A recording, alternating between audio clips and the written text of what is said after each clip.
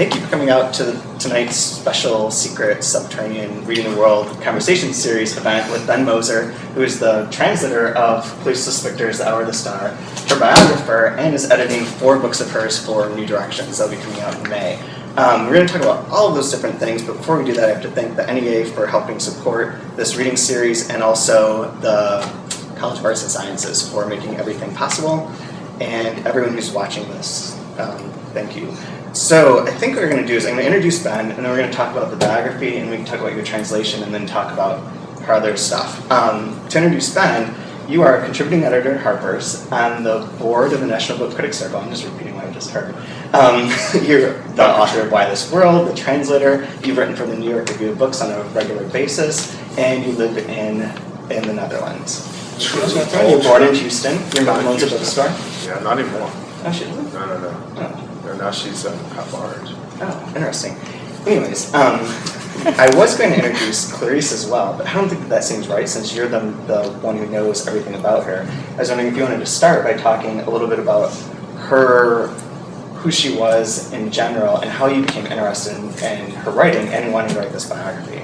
Well, I mean, I can answer that in 3 days or in 3 sentences, but I probably do the 3 sentences and then let people ask if you have questions or if I'm not being clear about it. Here she is, the great Clarice Lispector, the Sphinx of Rio de Janeiro, the most legendary writer of modern Brazil. And the reason she's legendary is that she has this work that is extremely weird. It's we'll talk about the translations, but she wrote like nobody else. She created this voice that sounds like no one else. And it's my case, and if you have no one's Brazilian here, I guess, but if you talk to Brazilians, they know her and they love her in a way that you can't really describe an American writer having that kind of passion and that kind of emotional appeal to people. People dream about her. Because it's Brazil, she appears in supernatural venues.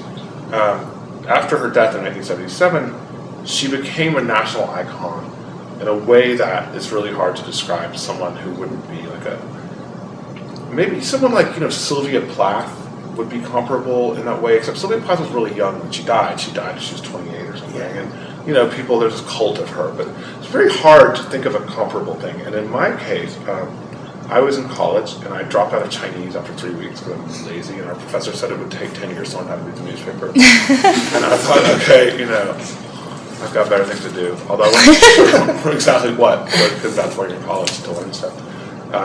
But I ended up taking Portuguese just because it was the same time as Chinese, and I wanted to learn another language, and it had an alphabet, and I figured in less than 10 years I could read the newspaper. And I had no idea I was 19, I had no idea about Brazil or about Portugal or about this incredible past and really personally enriching for me part of the world, which is Brazil, which is something that you can live your whole life and not ever think about it, and you're going to be just fine. But Brazil is a fascinating country, and as soon as you go there, as soon as you get the bug, I've seen it happen. I'm not the only one. You just fall for it, the hook, line, and sinker, and we sort of recognize each other. Like Brazil people are like, it's just it's an important part of my life. Intellectually, it's been a really important part of my life. Emotionally and personally through her, and then also, when you do this kind of research for 5 years, which I did to write Why This World, you meet thousands of people, you go all over the country, and you really get to dig into the place in a way that you wouldn't if you were just a tourist, or even if you're living there and you don't, if you're working for IBM or Coca-Cola, fine, but you're not knocking on doors in old ladies' apartments in weird small towns that you never would have known were there, and hearing these incredible stories one after the next about this person who is very, very loved. I mean, not just admired as a writer, but loved personally. And I wanted to tell her story because I thought it was a fascinating story. It's kind of like an American dream with a very dark twist. She's born in Ukraine, in Podolia, in 1920, which is to a Jewish family, which is, if you know anything about Eastern Europe, it's about the worst time, except for the Holocaust, it's probably the worst time that you could be born Jewish anywhere in history. There was a massive campaign of racial warfare against the Jews, against others too, but in that part of the world, the Jews usually got it worse than others. Her grandfather was murdered. Her mother was raped. Her father was ruined. Her entire family was expelled to the other end of the world, which was Brazil. And Brazil, like here, we have stories of immigrants. Like everybody, grandpa came off the boat from Naples and opened a deli on the Lower East Side or whatever. I mean, that's the story that we're familiar with as Americans.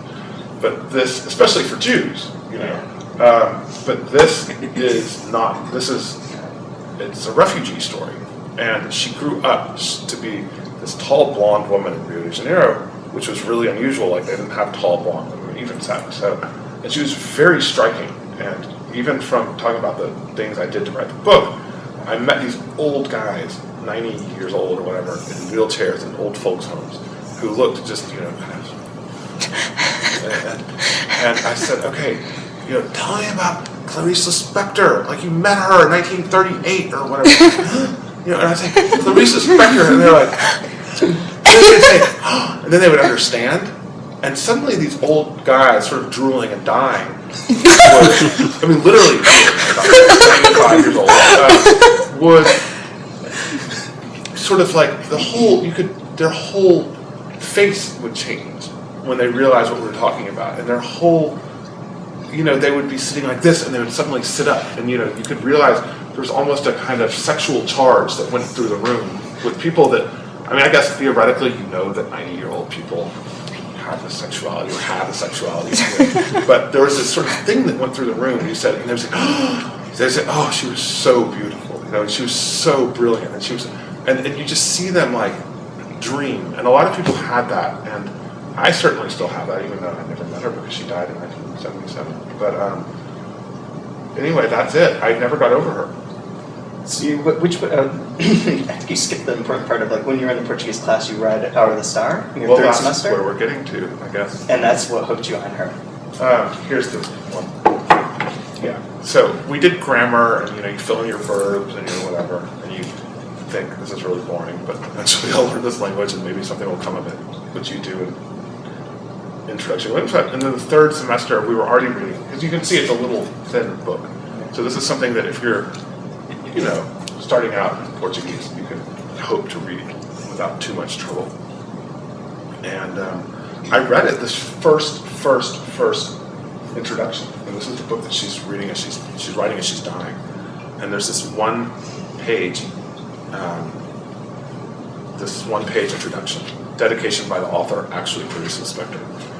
And I just had never read anything as gorgeous as this. And it just like love affairs that start with people at a bar across the room, sometimes you just know, and it's like you can't explain why. I think with any love affair, and it's definitely been that for me. And you can tell through the book. The biography is really interesting to me for a couple of reasons. One of which is the origin story, the whole explaining that, and the rape, which is, I guess, sort of controversial with her mother. Because one of the things that comes up in here that to sort of make this make sense to anyone who's watching this, and all of you in the room, the Northeast Modern Language Association conference is going on, and Ben just spoke there, so some of this I'm referencing are things that you just said. But basically the idea that her mom was raped and the Ukraine was always kind of hushed over in various ways, and she was sick. I believe you implied that she has syphilis, right? Yeah, well I didn't just imply. You didn't imply, you did state it directly. And one of the belief at that time was the cure was to get pregnant. So Clarice Lispector is the baby, the magical baby that was supposed to cure her mother. And just to be clear, she wasn't the result of the rape herself, but there was a folk belief in this area in a time of warfare, and it was a very poor. I've been there. It's not exactly Park Avenue today, and sure wasn't 1920. There were no doctors. And so people had these folk beliefs, and one of the beliefs was that you could cure venereal diseases by pregnancy, which is really crazy. But 100 years ago, I think probably most parts of the world believe things like that. Yeah. I think like the origin story ties into to like how you start to describe her life as a figure within Brazil, where she goes from being just a writer. She's very successful with one of her early books. Her first novel, Nearest the Wild Heart, was very successful. Won a lot of accolades and whatnot. She was married to a diplomat, leaves Brazil for a longish period of time, 16 years, then comes back and is no longer really known as a writer as much anymore. Yeah, she published a few books that nobody was really that interested in. and then she has problems getting published. Gets all these books published: The Apple in the Dark, Family Ties, or The Star, Agua Viva.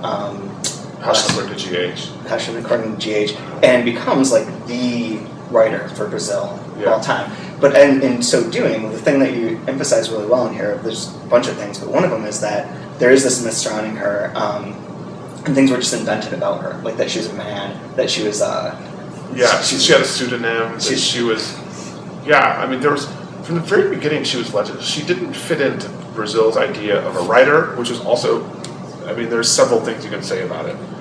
Brazil doesn't do well with like ethnic minorities. They don't really understand that. Everyone's Brazilian, and that's it.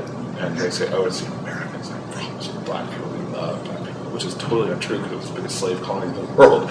You know, I mean, it had 5 million Africans forcibly enslaved and brought to that country, and now they pretend. I mean, now it's different now, but you know, they have this ideology that everybody just comes and we all love each other, which is really not true. It's not true with Afro-Brazilians, to say the least. It's not true even with the Portuguese, who were the people who were most typical. It was not true with the Jews. I mean, now it's different. You know, we're talking about 100 years ago. There's been a lot more. But she didn't look like what a writer was supposed to look like. She was not a man, first of all. That's another aspect of it. I mean, the sexism that you encounter in talking about Brazilian women writers, or Latin American women writers in general, it's really surprising. I'm talking about today. I'm not talking about 100 years ago. There's an idea that like it has to be some old guy with a mustache, and really, and like some really attractive blonde Jewish woman. There's just not like a place. They weren't really sure what to. Yeah. So that's part of it. But she always, even where she had a funny accent, she was very striking looking, and people didn't really know what to do with her. And she's a strange writer. Like, I'm sort of surprised by, like, I understand, like, from her beauty, like, her appeal as a mythical figure of sorts. So she's otherworldly. She doesn't fit, like you say. But her writing is difficult, and like for that to be so popular is very, very surprising to me. But that's just a side note. The other thing I really like what you do in the book is like develop both her biography chronologically as like her life develops and as she becomes Clarice Lispector today, or over time. And then also tie in the different themes from her books as you